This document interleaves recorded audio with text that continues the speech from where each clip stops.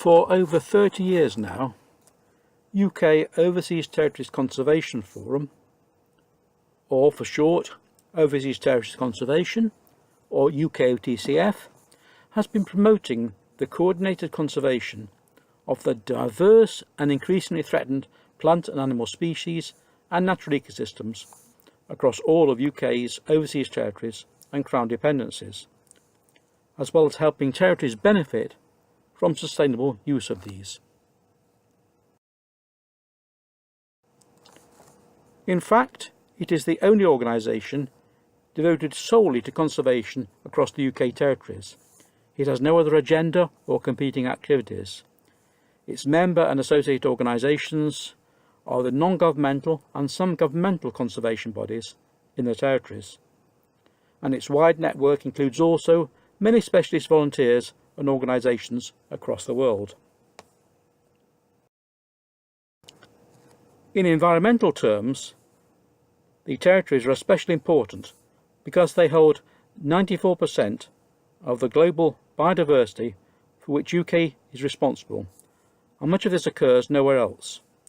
Despite its tiny size, only 10 miles long, Montserrat has a unique species of bird, the Montserrat oriole, and another unique subspecies, the forest thrush, as well as 10 other range-restricted species. There are 3 species of plant unique to Montserrat, including the Montserrat orchid and the pribbie, a member of the coffee family. There are 11 species of reptile and 3 species of amphibian reported on Montserrat.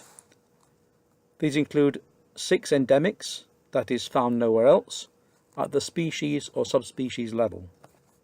The mountain chicken is the second largest frog in the world, and now found only on Montserrat and Dominica. In both places it is endangered due to previous hunting, habitat destruction from the volcano, and the recent arrival of the fatal fungal infection chytridiomycosis. There are around 1,240 invertebrate species in Montserrat, of which about 120 are endemic to the island. Our colleagues from Montana State University, who were working with us in one of our recent projects, actually found in Montserrat some species new to science, and expect to find more as they analyse their material. All this wildlife is important in its own right, but also for the economy and well-being of Montserratians. The vegetation and soil on the hills are the island's water reservoir. The wildlife and other nature are a main feature of the economically important tourism. However, Montserrat has the severe challenge of a volcano, which started erupting in 1995, destroyed the capital and only town, Plymouth, in 1997, and continues to prevent full use in the long term of the southern 2/3 of the already small island. UKOTCF has worked with Montserratian colleagues for over 25 years, and especially since the volcano erupted, to help them conserve their environment. This slide shows work with one of our local partners restoring wetlands filled by ash and replacing alien invasive species by native species. The Bellam Valley here was filled by several metres depth of volcanic outwash. One of the big challenges, with access restricted from most of the island, is to help the native plants and animals survive when there are few ways of controlling the feral animals and invasive plants. Over the past 2 years, we have been investigating that and come up with some practical approaches. These 2 years have received part funding from the UK Government's Darwin Plus scheme. We are grateful for this.